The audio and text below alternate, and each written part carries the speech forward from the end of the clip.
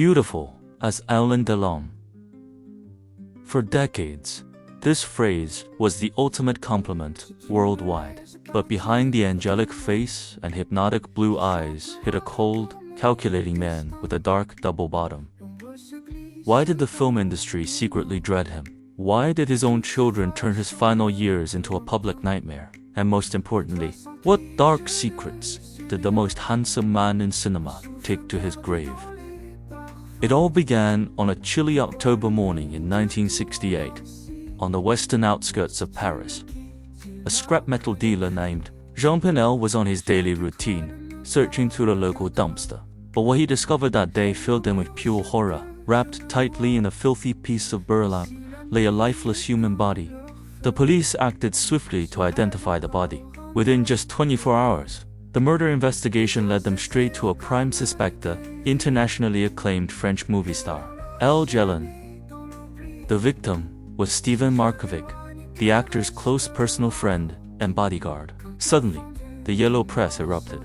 For months, tabloids had been whispering about a dramatic love triangle, claiming Markovic had seduced Delon's wife, Naftali. Even more shocking, the police found personal letters where the victim explicitly stated he feared for his life and dreaded meeting the star. Within weeks, the case grew wilder, involving the Corsican mafia and political elites. This notorious bodyguard affair remains officially unsolved to this day, but it left a permanent, dark stain on Alain Delon's biography. Within the film industry, people always viewed him with a sense of caution and suspicion, attention that became glaringly obvious toward the twilight of his life. Indeed, killer looks took on a literal meaning. Delon's life was an incredible mix of contradictions, destructive tragedies, and profound loneliness. His first major breakthrough came in 1960 with the film Purple Noon. The phrase, "as handsome as Alain Delon," instantly became a global phenomenon. It wasn't just his flawless symmetry, but a dangerous, masculine charm. The unsolved case of the Serbian bodyguard, Stevan Markovic, remains a glaring shadow on the actor's life.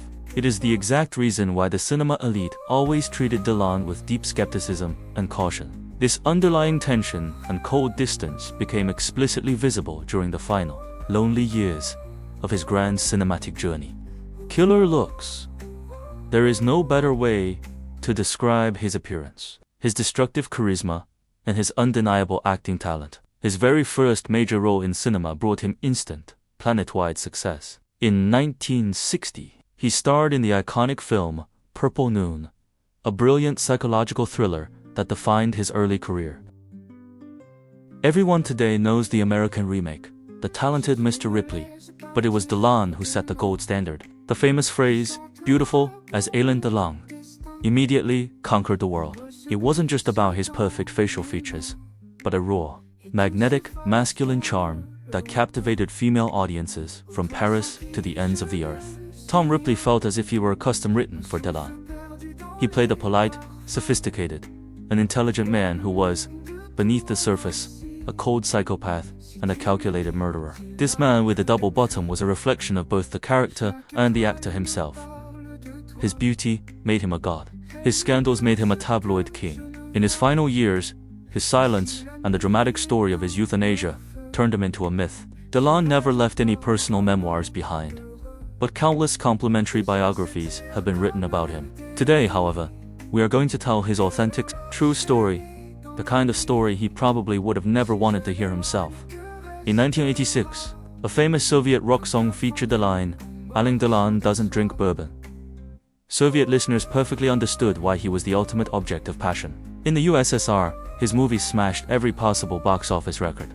His adventure film The Black Tulip pulled in 77 million viewers, making millions of women melt. The actor possessed a unique ability to hypnotize both the audience and his co-stars on set. The first massive star to fall under his spell was the elegant Austrian actress, Romy Schneider. Journalists instantly labeled them the most brilliant couple of the 20th century. They met on the set of the costume drama, Piscine. They played a passionate love story, both in front of the camera and behind it. For Delon, this was his first notable role. By that time, he was already tired of hearing about his looks, calling his beauty a curse. He complained that casting agents never took him seriously, viewing him as just a pretty, empty face. Ironically, it was Romy Schneider who helped launch his career after spotting his photograph on the director's desk and insisting on a serious screen test. Delon later remarked, "First, I was just a face. Then I became a person." Initially, they lived between two countries, charting the railways of Europe to meet in France and Germany. Following the massive success of Purple Noon, the young French actor received an astronomical salary, enough to buy an entire estate. The couple moved into a luxurious Paris apartment with a staff of servants. But sudden wealth and explosive success brought harsh changes to their relationship, revealing Delon's true, sharp nature. Romy later recalled, "In Paris, I met the real Alain Delon, impulsive youth who wore jeans, threw money away, and was always late to the set. He would speed through the city in his car, making up wild, unbelievable stories to excuse his absences, like spending days in a hospital after supposedly saving an elderly woman." Romy never believed his elaborate excuses. She constantly tried to uncover his infidelities, which resulted in furious arguments, smashed dishes, and, according to rumors, severe physical slaps. The relationship shattered completely when Romy signed a Hollywood contract, putting the vast Atlantic Ocean and conflicting schedules between them. In the early 1960s, Delon became the leading master of European cinema. In 1963, the legendary Italian director Luchino Visconti cast him in the historical epic The Leopard. It was visually impossible to look away from the polished young man in a tuxedo. Then, in 1964, Delon sent Romy a cold, final letter through an American friend. In that letter, he revealed he was marrying someone else, the striking starlet Francine Canavat, the only official wife in his life, known to history as Nathalie Delon. In a swift act of retaliation, Romy married a German director and had a son. Yet, just 3 years later, Alain and Romy unexpectedly reunited on screen. They were cast together in the iconic psychological detective thriller, The Pool. Delon had fiercely insisted on Romy for the lead role as a gesture of gratitude for his career. He hoped to fix his past mistakes, but Romy kept her distance. The intense, unresolved tension between the former lovers was captured on film forever. The media frenzy around The Pool reached its peak when news broke about the murder of Delon's bodyguard, Stevan Markovic. In a deeply unsettling twist, a scene in the movie shows a detective interrogating Delon's character for murder. This exact scenario played out in real life, right on the film set. On October 2, 1968, the police arrived at the St. Tropez set. Romy Schneider, Jane Birkin, and the director waited for hours while Delon was heavily interrogated. Days later, he was summoned to Paris for more questioning. The production schedule was completely ruined, and nobody knew if the movie would ever be finished. The victim, Stevan Markovic, had a history of petty crimes, which is why the police had his fingerprints. He and Delon had met in Yugoslavia during a shoot, where Markovic worked as a stunt double. Tall and physically built, he perfectly matched Delon's frame. They quickly became close friends, and Delon hired him as his bodyguard. Markovic moved directly into Delon's luxury mansion in Paris. The actor's wife, Nathalie, despised this arrangement, but knew it was pointless to argue. Their young son, Anthony, immediately loved the talkative foreigner. Markovic enjoyed the glamorous lifestyle, but behind the scenes, he was building dangerous connections in the Parisian underworld.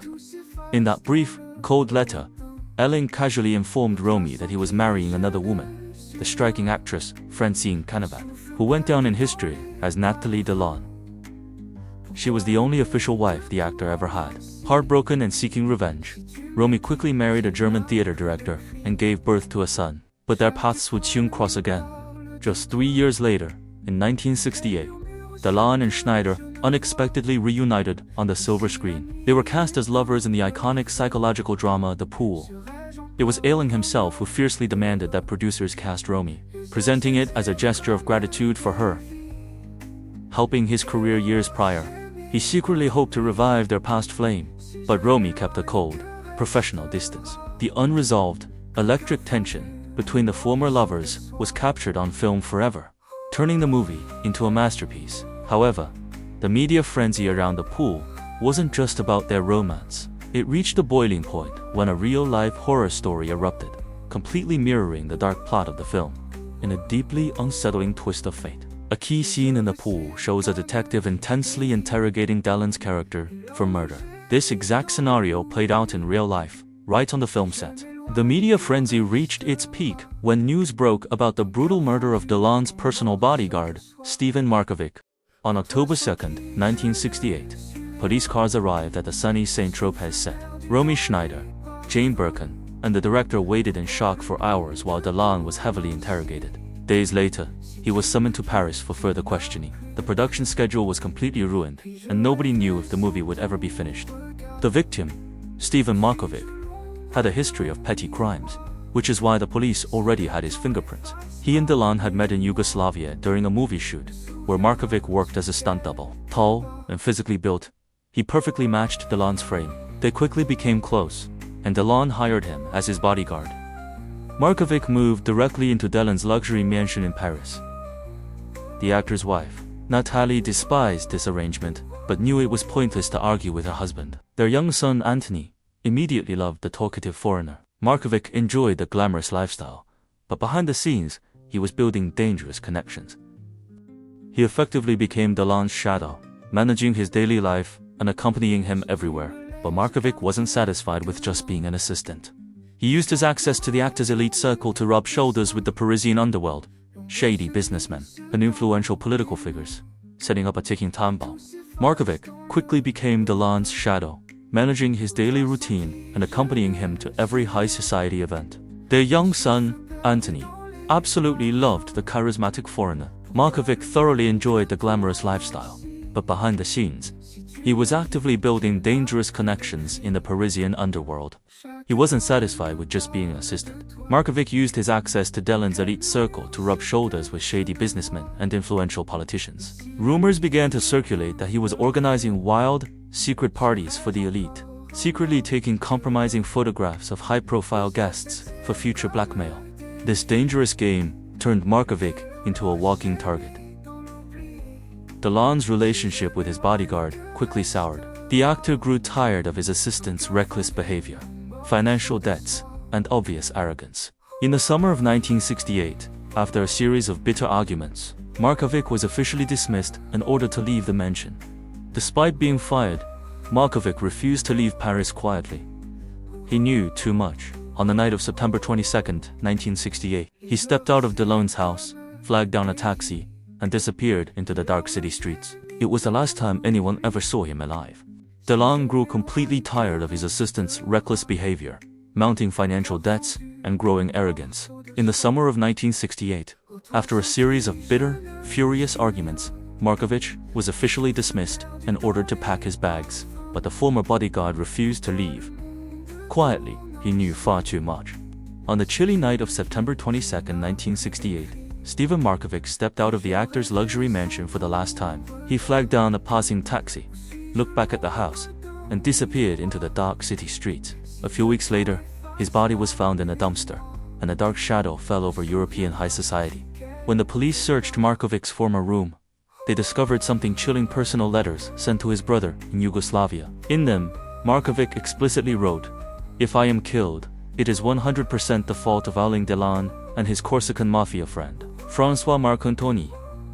The investigation instantly exploded. Despite the terrifying letters, the heavy interrogations on set, and endless headlines, no concrete proof was ever found linking the movie star to the hit. Delon walked away completely free, but the dark mystery of the Markovic affair solidified his image, not just as a cinematic heartthrob, but as a dangerous man with a double bottom. In those terrifying letters, Markovic explicitly stated that if he were killed, Alain Delon was directly responsible. The movie star walked away free, but the chilling mystery was never truly solved. Alain Delon left behind hundreds of brilliant roles, but he also took his darkest secrets to the grave, remaining forever cinema's most handsome and most dangerous enigma. The end.